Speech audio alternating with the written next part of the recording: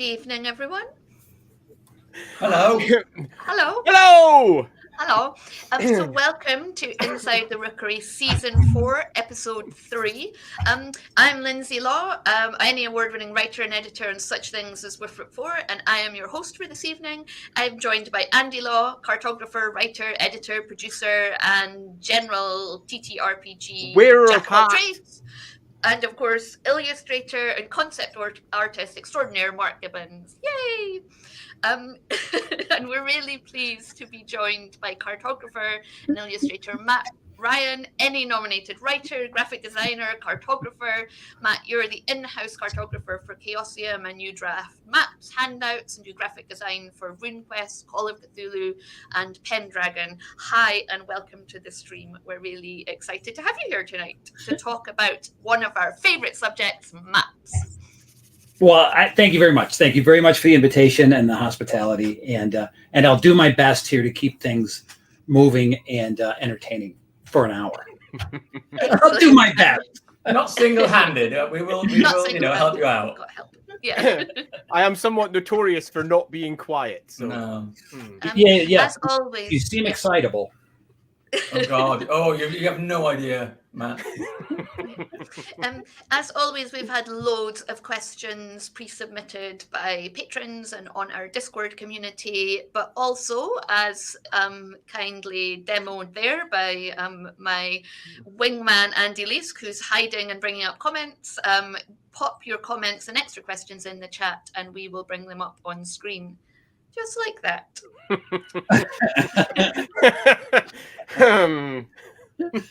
So I'm going to dive right into the questions with one that is very much TTRPG themed, and go to Roderick's question first. So Roderick asks, what do you think differentiates RPG maps from other map uses? And as always, we will go to Matt first, as he is our guest.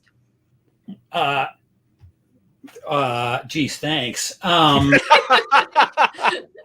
I think the short answer is everything. Almost. I've been thinking about this for a little while, like all week, because I figured somebody's going to ask me what makes a great TTRPG map, right? We could ask that question.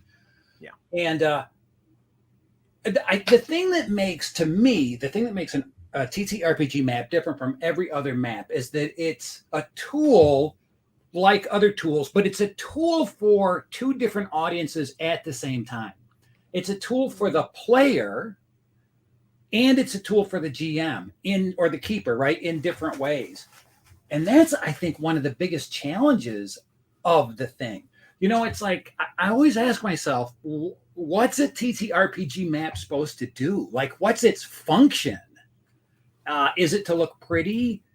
Yes, but I don't really think that's the primary function. It's a roadmap to a story that doesn't have a plot, really, right? A good RPG session has got situations and characters, but not necessarily a plot.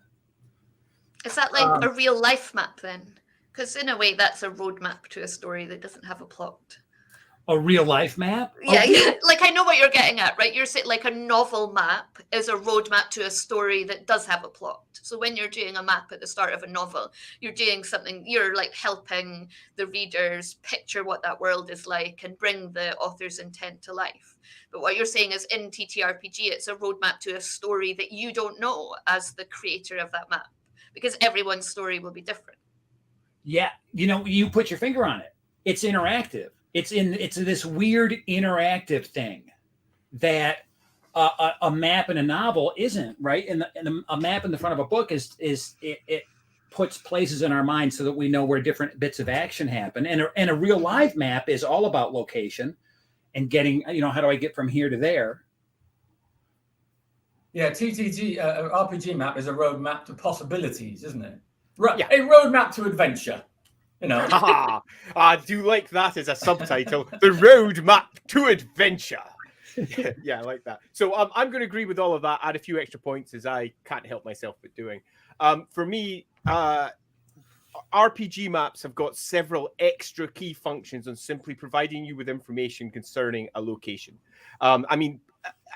at its core, it's all about trying to illustrate a location so that somebody understands it and has context for whatever adventure may be running through it, or for whatever world building is being written to support it.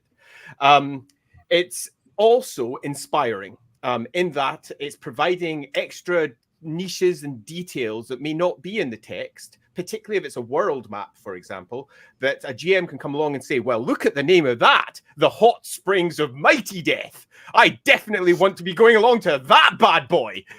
So it's not just taking the writing and illustrating, it's also taking the writing and saying, what would that naturally lead to next? For example, when I was doing the maps for Titan's Grave for Will Wheaton, for example, the actual map that the text was only around about a 20th of the entire map. All the rest of it was to be filled in.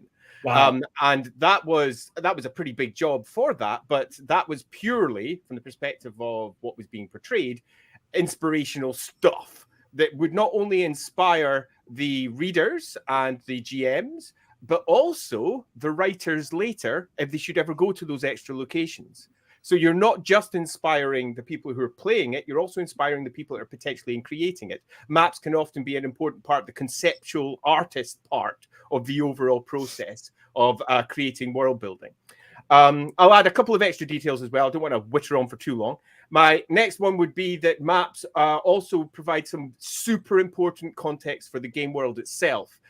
So if you're, say, doing a map that's set in, I don't know, medieval China, you can drop all manner of awesome, cool medieval Chinese details all around that, and immediately the person who's looking at it is sunk into the setting.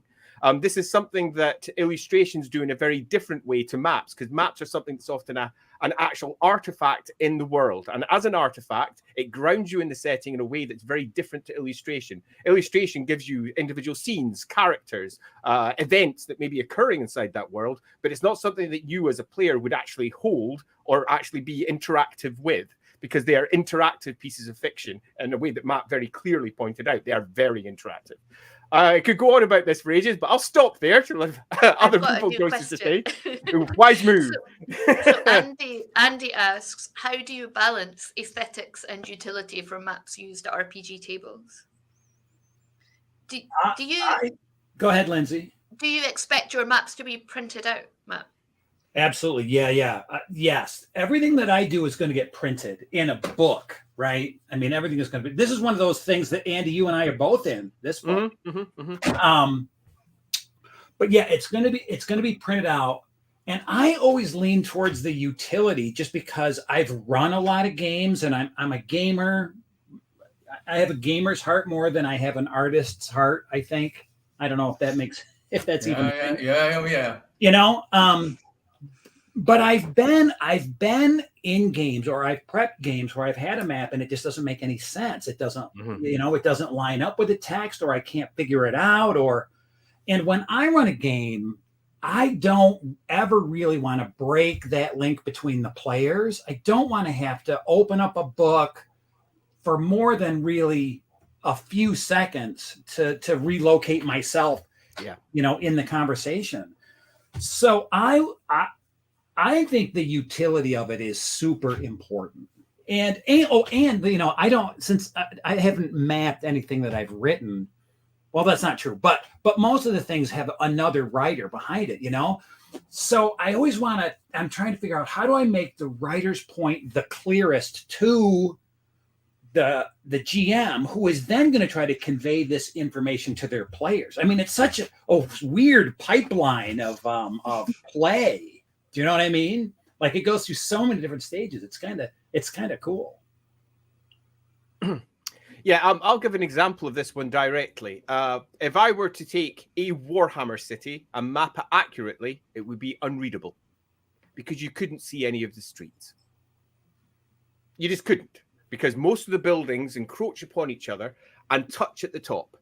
Mark and I were very recently making our way down various closes here in Edinburgh. And they had a lovely little description about the roads, the closes that went down off the spine of the Royal Mile, and how often the roofs were completely touching and bridging across the top. There would be no way of mapping that accurately in terms of making an accurate pictorial description of it. You could go 3D and isometric and maybe do cutouts, and it suddenly gets super. Lose your mind doing that. Yeah, quite.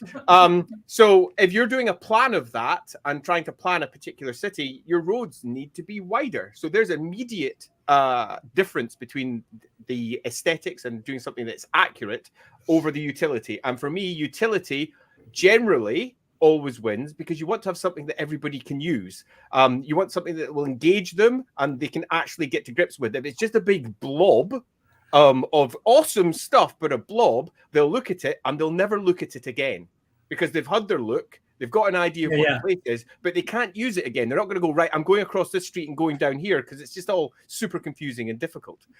So for me, utility generally trumps, but then I'm going to immediately counteract that and say that there's no reason you can't then take the aesthetics of it and ground it into the setting in a whole other host of useful ways. Interesting patterns on the border or something that definitely grounds it into the surrounding settings. I'll give an example from the Tales of Sandy Peterson. What did I get called? I can't remember what that book was called. It's one of the Call of Cthulhu books. Yeah, keep talking. Yeah, you fetched that one out. But there's a map in there's a whole bunch of maps in there that take slightly less traditional views towards how maps should be presented. But I took a map that was designed just to illustrate a hotel. It was just a simple hotel plan that I was given. And I turned it into a leaflet, a handout, that would be given to guests. And I drew a nice little car with a nice viewpoint from the 1960s because the place had been closed for a very long time. So a 1960s right car. here. Yeah, that's it. Peterson's Abominations. A 1960s car. And I dropped other little details, but the core map itself was super simple for maximum utility. So that everybody could see where it went. And also addressing, to finish off on this one last point that Ryan made about GM maps or keeper maps and player maps. I did two versions of that one with all the secret stuff included, and obviously one without for the players, so they could immediately just be given and this is what you get when you arrive at the hotel, or you find this over in the corner of the hotel. Isn't that great? And they go, ooh, it's a thing. I've got a thing. And it feels like something that immediately makes them a part of the setting rather than just being what would have been a very basic map. It's that right there. Yeah, there's a car down in the corner. You can see it there. The 7 stars, and it's a 3-page leaflet. Can't quite see all the bends and how it works there, but yes, exactly that. So it was both an in-game artifact. It was the aesthetics, 1960s aesthetics in this one of what handouts would have looked like from that era, but also more importantly, utility at its core. Yeah, Infinite Saxon says it's really nice not having to censor the legends and annotations of player maps on VTTs, which we will come back to. But I just wanted to ask Mark, when you started doing maps more recently, did you find yourself doing them in one way and then having to, because you're approaching them as you would have done as a concept artist, as an illustrator, and then thinking, oh no, wait, I need to go back and change how I've done this when you thought about its use as a map? Well, only when I realised that when it was pointed out to me that between the two levels of the map that I was doing for Well of Bones, I had the spiral staircase going the wrong way halfway down. What I like about doing maps is I give myself permission to be a crappy illustrator because I'm not drawing the maps as myself. I'm drawing them as I kind of role play a cartographer in the world, and I get to be scruffy and inaccurate and splatty with my ink, and I can be a bit ugly and in my approach to it, which is quite liberating. So I enjoy that. Yeah, I try not to make any maps I do look like I've illustrated them. I try and make them look like somebody else has come along and done that. Mm-hmm. Oh, that's cool. Yeah, it's there's I think 2 different cartographers in Warhammer that are basically just me. There's one over in another game over in China that's basically just me. I'm drawing in a completely different style for that map and a completely different one for that one. I do exactly what Mark suggests there. You think about how would this particular thing go, and then try to work towards that goal. And it does sometimes mean that you could do super crappy maps because that's what you would get, and that's cool, and it works really well for the setting. Your perspective can be off. Yeah, that's what I mean. Awesome. But still, super awesome maps. But you're allowed. You've given yourself dispensation to go. Yeah, I can go right outside that line. Yeah. And so on that, Will has asked actually, what sort of stories or other fiction do you create at different stages of the mapping process? What do you need to know to start, and how much do you decide or discover as you work?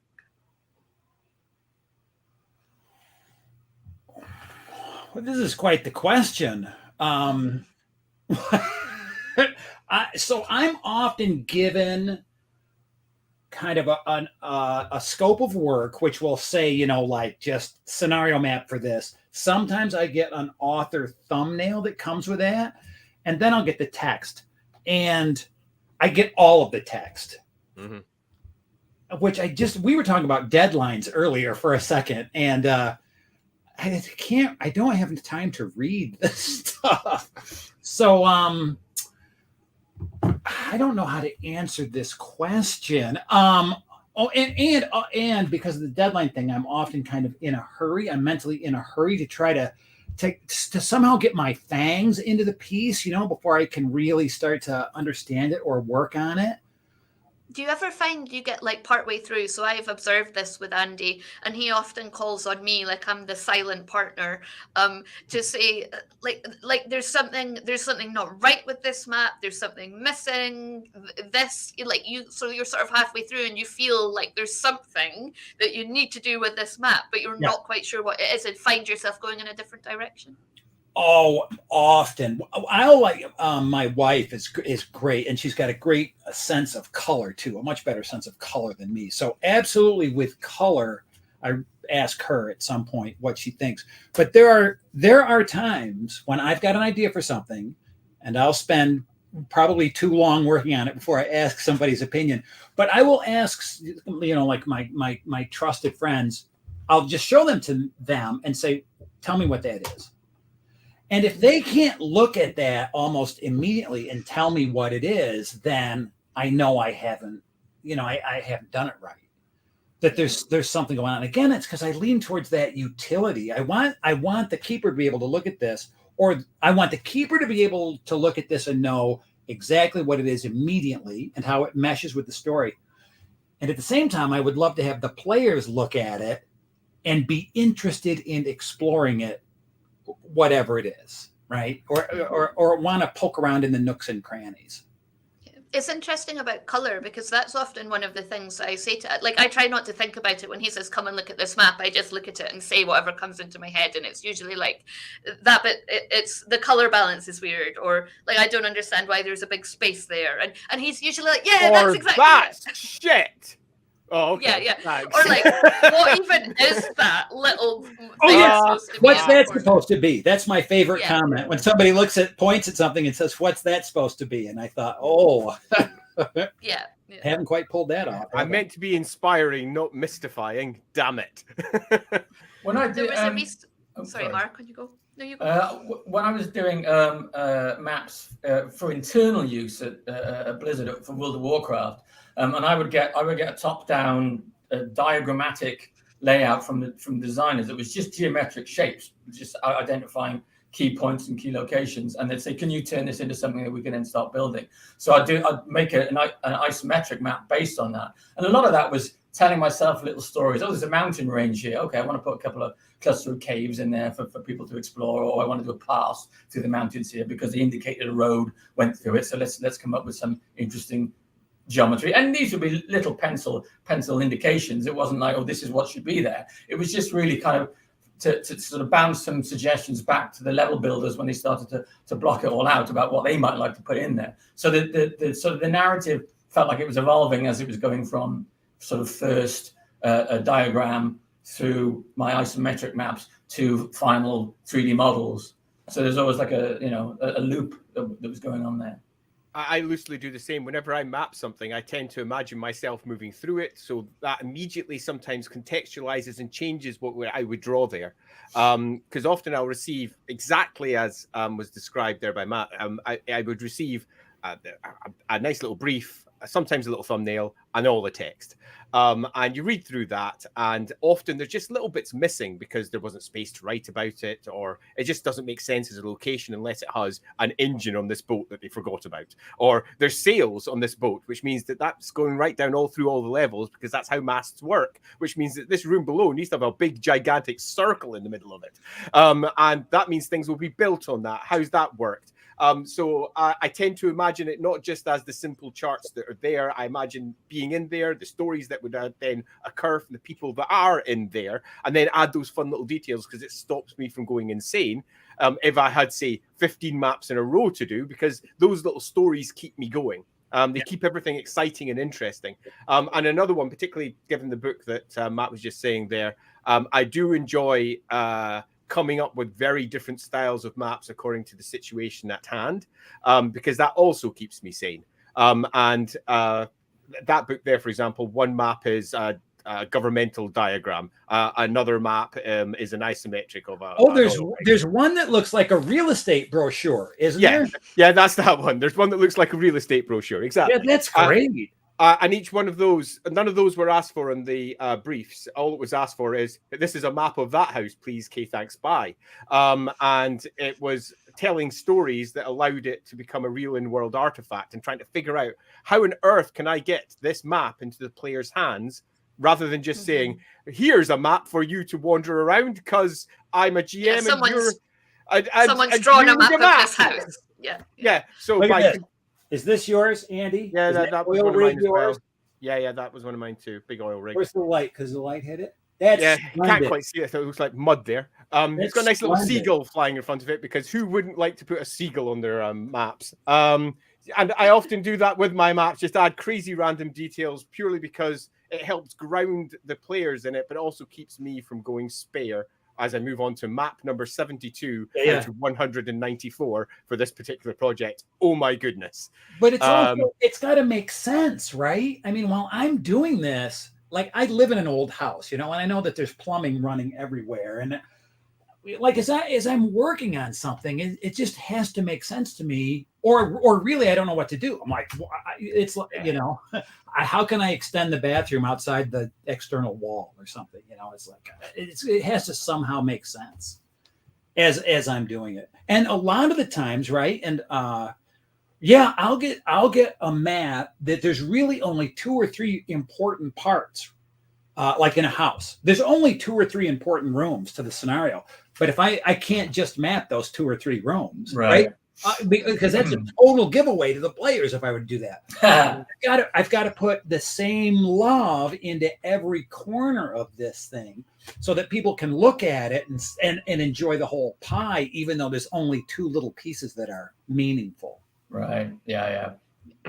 Yeah, I tend to find that I often add little labels or little extras to try and provide the keeper, GM, or whatever with some extra inspiration for how to fill those areas as well. Again, just using that one, the governmental map inside that one's got a little bit about from one of the characters telling everyone else to stop taking the piss by tearing down things off the walls.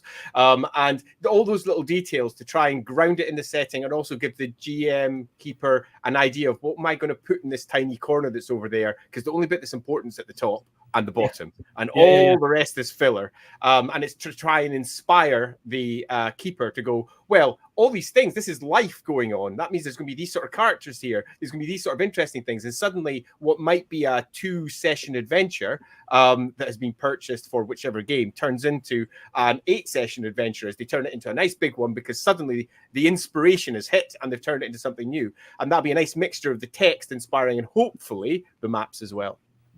Sure.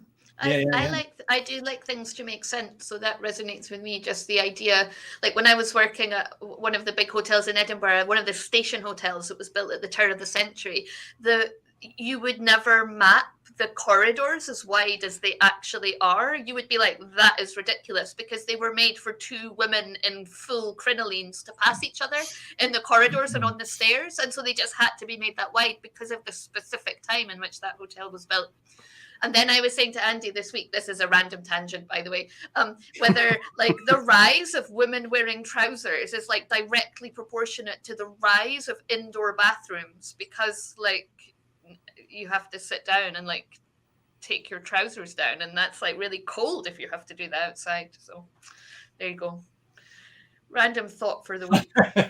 Anyway, There you go. moving on to it's time for Lindsay's random tangent. Kelly Chandra asks, what equipment do you use to map? Which do you enjoy using most? And if money were no object, would you use something else? I just have to show, while you're thinking about that, my teeny tiny mapping pen that I got at a local art shop. It's like the teeniest little fountain pen in the whole world. Is it a fountain pen or a dip pen? It's a dip fountain. It's like a dip pen, but it's specifically for mapping and cartography. It's super tiny as a thread. It's like the teeniest. Yeah. I actually stabbed myself with it trying to take it out of my pencil case the other day, which was quite painful. They're not handy. I have drafting tools from way back that I've just found in secondhand stores and whatnot, and all sorts of odd contraptions that people used to use.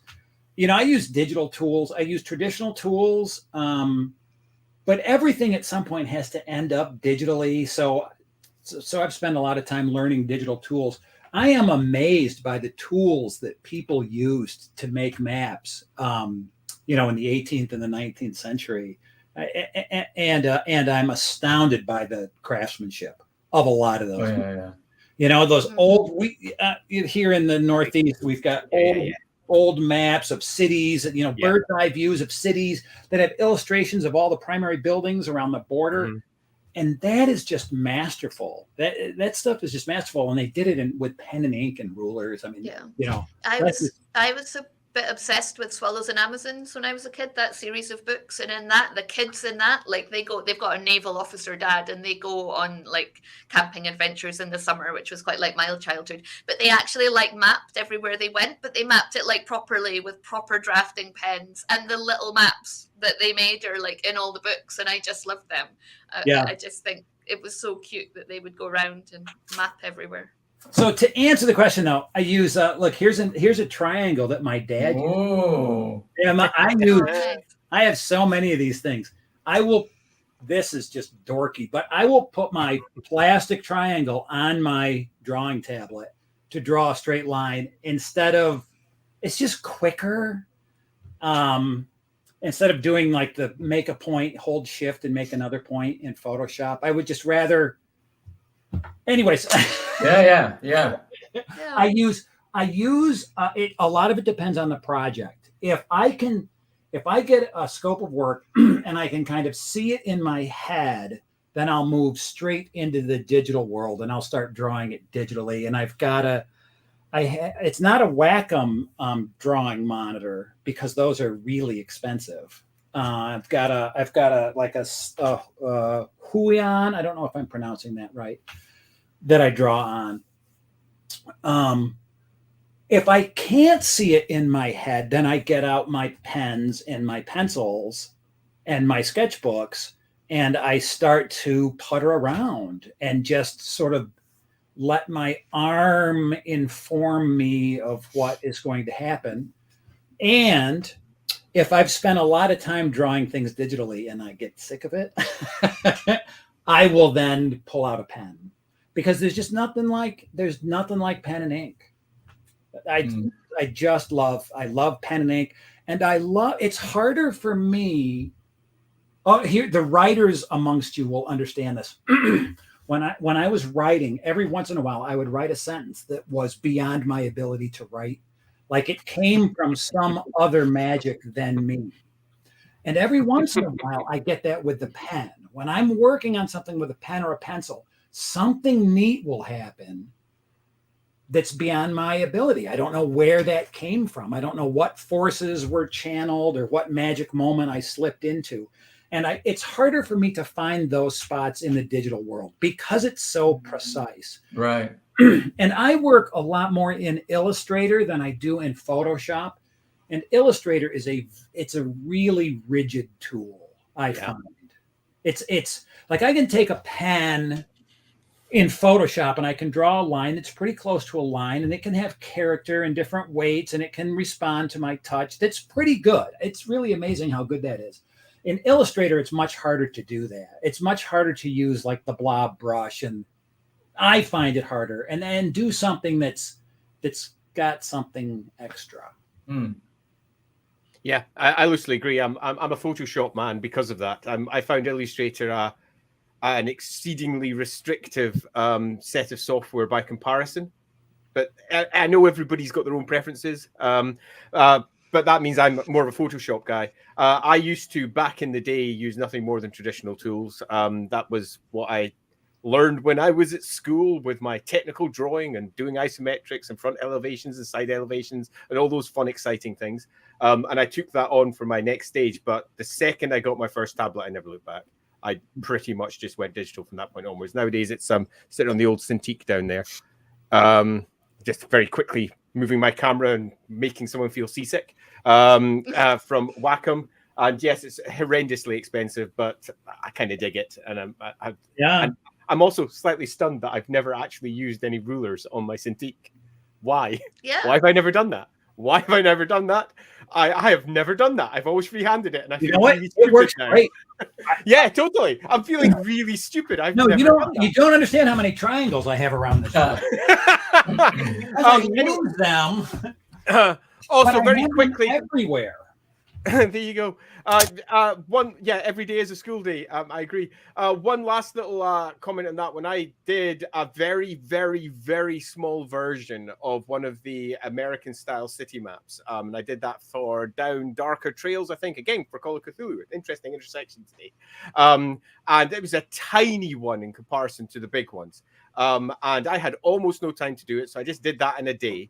But by the end of that, transferring from what was one tiny little, I wouldn't even call it a city or a town, it's just a tiny little place, to some of the huge cities that were drawn. The draftsmanship in those were extraordinary. And the amount of time, the amount of time that must have gone into making those.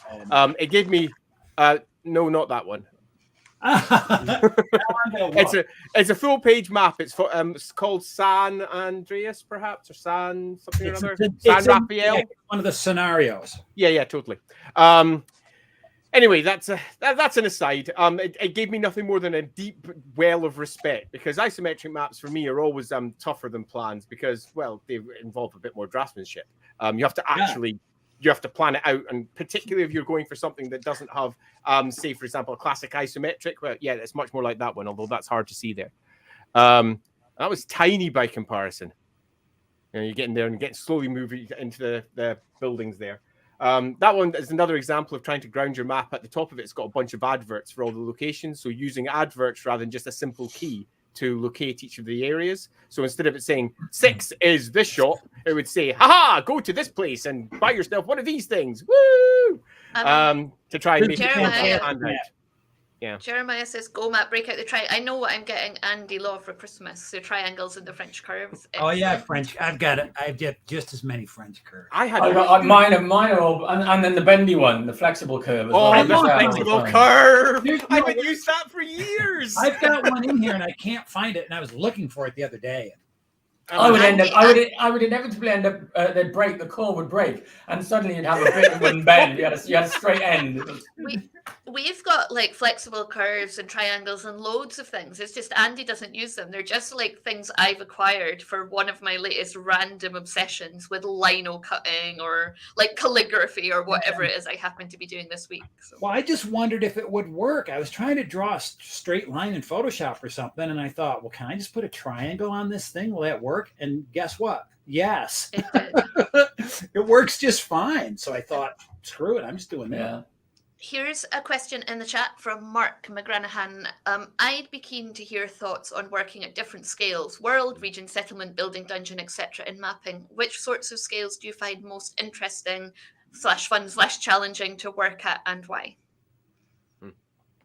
That's a great question, right? I mean, they all have their own sort of, it's like everything. Everything's got a pro and a con. My answer for this one's super short, so I'll interject in it. So, okay, I'm claiming it's super short. Let's see.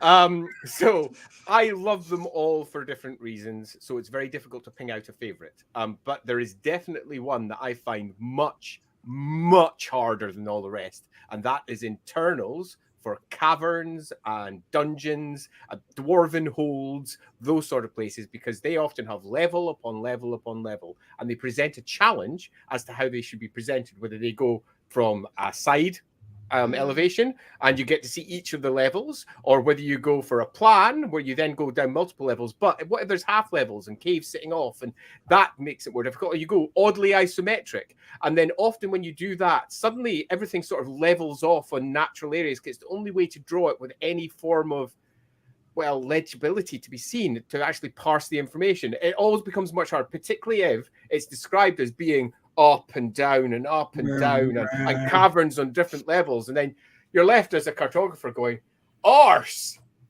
this is going to be harder. I tend to find those, I actually really enjoy doing those, but because go. I also think it kind of, because they're, I tell myself the little story that, it's just some lowly minion of the Lord who commissioned these excavations. Just map them, will you, Thomas? Just head down there and document it all. So it just gets a bit scruffy and things don't quite line up. Because, that's fine. We know that's just a passage between room A and room B. It doesn't matter if it's not the right length. That's fine. And that's what the players get. And it can be equally surprising when you're exploring it. Have you seen? I've changed my backdrop today, and I've brought out some of our map books. But this one is really good. For giving you different ideas of how to do maps in different ways, like silly, like a family tree that's on a tree, and then like a river that's like those classic. I do like a long river map. But it's a really good book. It's got loads of ideas of just like different ways to do things. Even mapping. Even like they've mapped their plot of the Wizard of Oz, and it goes through. Yeah. Part of the handout sections, or the graphic illustration sections, particularly for Chaosium, are often little diagrams and interactive maps that show, for example, what one character thinks of another character, or how to move from one part of the plot to another part of the plot, and what the individual links are. And coming up with fun little maps for those is more a mind map rather than an actual cartographical map per se, but certainly fun. Agreed. Yeah, and totally agreed. So I definitely recommend this if anyone's kind of and it's got like the papers in the back. It's got squared paper and paper for isometrics and stuff, so it's quite handy. Oh, that's very cool. It's by Helen Can, hand-drawn maps. I can't believe I don't have a single pencil within reach. I do. You can watch it later; it'll still be there. Here. Can you see that? I'm redrawing Arkham, and this is my checklist of neighborhoods that I've squared away as I go through it to make sure that things are finalized. And I'll write on what was the author of that book, Lindsay? Helen Can. I'll put it in the comments, or Andy, you can find it. Andy Leask. There's a challenge accepted. Hand-drawn maps, a guide for creatives by Helen Can. Millie, the GM, haven't Millie? Hey, Millie, nice in to the see comments for a while. Hi, Millie. I found a lot of 5th edition campaign maps don't actually allow for the combat that's written for them, like huge monsters in a room that won't actually allow them to move. Super frustrating. Can't express how much that annoys me. I had almost exactly that when I was mapping out. It was a D&D thing actually, but it wasn't a D&D official one. It was some other third-party thing. And I got given a set of text, and there was a big monster sitting inside one of the rooms, and I sent it back pretty much the same day saying, how did it get in? How? it grew up there. How? This doesn't make any sense. And then I got a message back saying, we didn't think of that. I said, well, here's how it could work. Just make this bit here wider. They've come in through here. Do this.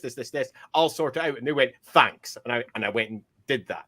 But it's one of the reasons why, as a cartographer, I'm very keen to ensure that I definitely get the text, because sometimes hidden away inside that text is this little 2 or 3 sentence bit that contradicts the sketch map that you were given completely, because whoever wrote the sketch map wasn't an artist or hadn't thought a particular thing through or didn't really have much of an idea of where space works and how it all goes together. I always assumed that the big monster was just summoned there, some mage. Yeah, there you go. Yeah, that'll do it. Threw it into existence. Or the text has changed. I mean, usually the cartographer is the last one in the pipeline, right? Yeah, it's true. With us, it hits me and then it hits layout, and often it hits me and layout at the same time. So the layout people just leave a hole for me. They'll say, okay, here the full page map is going to go here, and I'm just going to leave a hole and work around you. Yeah. Or the dungeon layout is determined before it's populated. Do you know what I mean? It's like, well, this is what we want, and then we'll work out what monsters go in it later, and then suddenly you find things don't fit. And Will Spain says, or a one-day journey by foot that covers about 300 miles. My favourite story about the Gotrek and Felix novels is the ones that Nathan Long wrote. He contacted Andy because he knew he was the map man for Warhammer and asked him how long things would take and got him to check on maps. And that was super nice. That's how we got to know Nathan. Very cool. Yeah. And indeed how we got to know Nathan. Yeah. Right, so here's a quick question. What is your favourite style from John Pick? What is your favourite style of RPG map to draw? Black and white ink, colour, artistic, topographical, etc. Yes. It's like asking somebody with multiple kids which is their favorite. Yeah, but you always have a favorite, right? Right. There is an answer, but they're not going to say. There's a story isn't there a story about Elizabeth and Margaret, Queen Elizabeth and Princess Margaret, that their father called them his pride and joy, but one was his pride and one was his joy, and that has always stuck with me. Wow. That's good. And throughout their life, that became a source of conflict between them. Yeah, I don't know if that's true. Wow. Yeah, my answer for that question is indeed super short. I like changing things up and trying different things for different things. It's as simple as that. So if it's something that I find difficult, that's a challenge, and that in and of itself is good. Trying to make a map look like it's, say, a topographical map from, say, 1920 is a completely different challenge to trying to make something look like it's escaped from the 1600s, which is a completely different challenge to making something look like it's a fantasy map that may have all manner of different magical technologies or otherwise influencing it. And some of them will be better in pen and ink. Some of them will be completely better looking like almost classic D&D full color crazy maps, just because that suits the setting at hand. Because it's not just about sometimes creating an in-game artifact. It's about illustrating the setting as a whole. And some settings are very bright and over the top and colorful, and they just work better if you put things on that might not necessarily be in the game world, but are awesome. And it's about trying to make sure that whatever it is that you pin down on your 2D sheet is the best for whatever is at hand. So yeah, no favorite. Yeah, it's hard. It's hard to have a favorite. I do like to be challenged. I like to look at an assignment and think, how am I going to do that? Or what, how would I pull this off? What's going to make this look cool? And then I just sort of think about things that I've looked at recently, or like you said, what fits, I like constraints too. I like to have, I like limited palettes. I like to I like to have borders on things that I do, so that I don't go too wild, so that I can keep sort of folding that energy back into the core of it, That when Andy and I were having kids, we decided what their initials would be first, because we couldn't decide from a whole alphabet of names. So I feel you on limited palettes. There's too many colors. Right? There's just too many. Yeah, cultures that have a limited set of names, I like that. Just pick one. Yeah. So Andy asks, what's been, just on that, Matt, you were talking about that you like challenges. So what has been the most challenging map you've ever made? There's been many, I think, right? You guys, everybody here would agree. There's every map in its own way is a puzzle, and it's just trying to figure out how am I gonna make this do what it needs to do. Some of the more challenging maps are the ones that I get the briefest amount of information from the author. Give me a fantasy map set on Mars, and that's all I get. And I mean, there's a part of that where I can go wild, but I don't know this author, and maybe I haven't worked with this line editor for very long, and I don't know if my wild is going to mesh with their wild. Yeah. So I like to, I sometimes feel self-conscious about the amount of questions I ask, because I will ask a lot of questions, especially early in a project, you know? Yeah, me too. I mean, how nuts do you want me to go? Because believe me, I can go nuts. I mean, I've got a library of underground comics from the 70s and all sorts of weird European graphic novels and stuff. I mean, I can go wild, but I don't know if that's what you want. That's the right kind of wild. The right kind of wild, if it's the right kind of wild. And the other thing, we were mentioning about this earlier beforehand, perspectives. Anything that's got a lot of building perspective is challenging, because if it's off, and I can't take my eyes off of it. You know, if I'm doing like we all like sort of the rickety buildings because you don't have to worry about the perspective so much. Right? Well, this room's going to be run down and rickety, so the perspective can be all over the place. Woo! Yeah, but if it's a town that's, you know, like the Arkham I mentioned, you know, Arkham, those roof lines have to all be in perspective, and so it's to get those all right is challenging and time consuming, and when it's done, it's awesome. It looks awesome, but it's the details there. That's my final answer. It's always the details.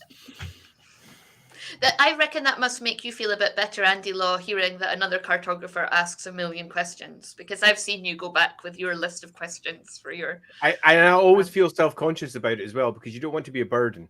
So I generally always leave caveats and easy ways to skip questions.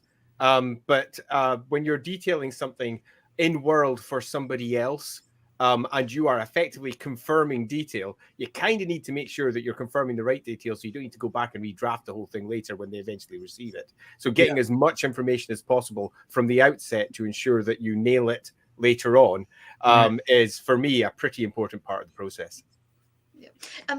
We've sort of answered this, but I'll just bring it up. Kilishandra had asked, have you ever mapped somewhere and thought it made no sense, so asked for the descriptions to be revisited? I don't know if I've had anything that's just like right out the window makes no sense. Again, like Andy just said, I've asked a lot of questions. You know, like, are you sure you want this, whatever it is, to be here? I tend to be one of those guys that says yes, and I don't say no very often.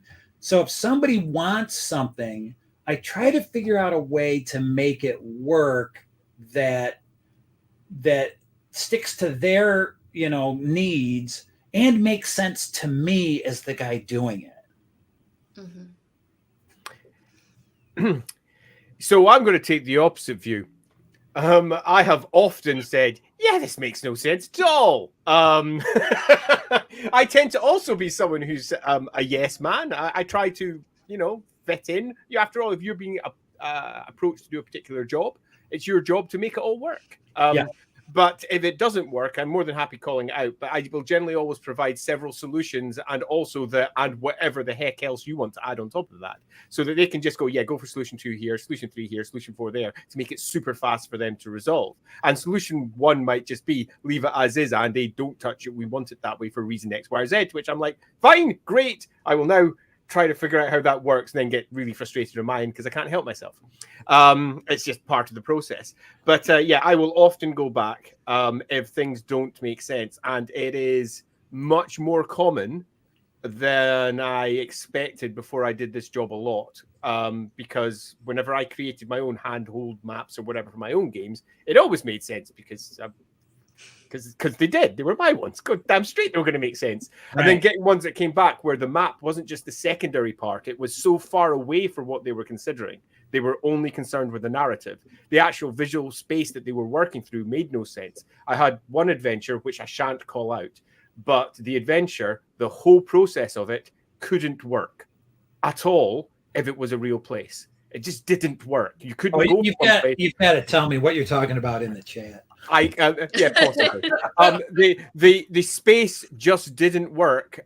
People would have seen things happening, secret chats that were apparently going on were happening in effectively the middles of rooms. The whole thing just didn't make sense as a complete adventure. And I had to then try and make sense of it all. So I spent, it must have been half an evening figuring out where I could put walls to isolate each one of the events that took place inside the adventure to make it make sense. Figured it out, felt like a freaking genius, sent it to them, and they were very happy, which was a rare event. that was one of those tension moments where like they're going to get back and like, shut up, Andy, just map it is. And I got like, no, this is brilliant. Away you go. And I was like, thank Christ. So that was a good day. But yeah, this is something I've done more than once. Mark says it makes a lot of sense that lots of questions will be needed. Presumably many issues only become apparent once you try to start thinking spatially. Yeah. So true. And this was an interesting one for from I Am Connor. As someone who has made a lot of game boards, perspectives is the bane of my life. It looks great till you flip the board and everything. I hate to do that because with every illustration, there should be a point where I flip it. Flip horizontal. Right. Oh no, it's gone wrong. I gotta flip it to make sure, and I dread that moment because as soon as I do, I'm like, oh my God. Yeah. It's almost always like you get to a point you go, okay, all right, now's the time to flip it. I one artist I know, really really good illustrator and concept artist, would flip every 5 minutes, just constantly through his digital process. It's just like hitting a brush. Yeah. And so consequently, it was never off, but it just seems like, I mean, that's the way that's the power of those digital tools, but that's the way to do it. I've often said, I don't know if it's off topic or not. I've often said to myself that I really ought to start a map with the text that has to go on it, because it always seems like towards the end of the whole thing, I've got something that fits on the page and something that's pretty and something that I like. And then I look and I've got all this text that has to go on. Right. And it's just like a puzzle of, now I've got to shrink the art or I've got to obscure bits of it. And I think it's along that same vein of flipping the drawing frequently, is I should block out places for text to go, because I know that's where it's going to go. And I know, and that's just as important as the line drawing.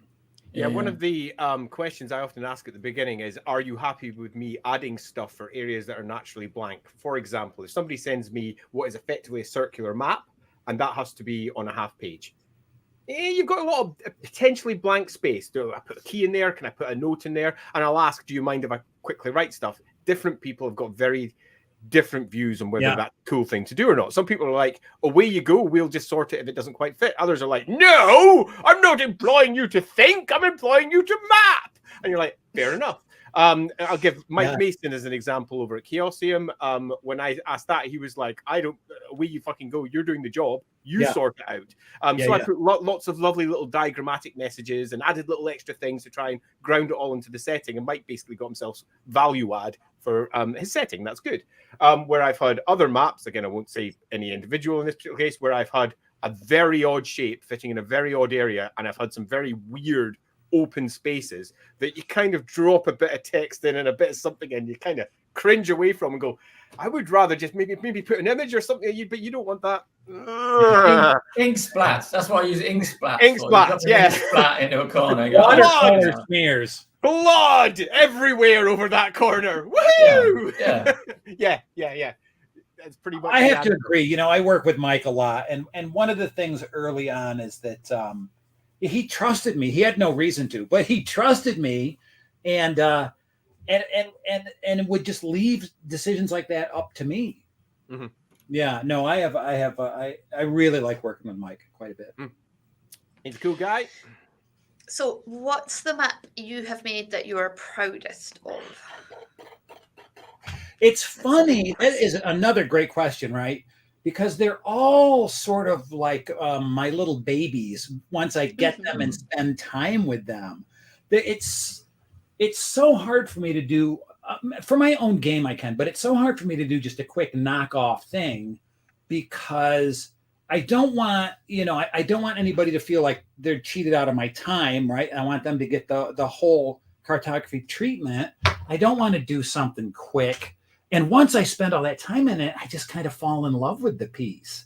there's a thing that I can't really talk about just yet. It's done and it's off to the printers, but we haven't announced that we've done it, Chaosium.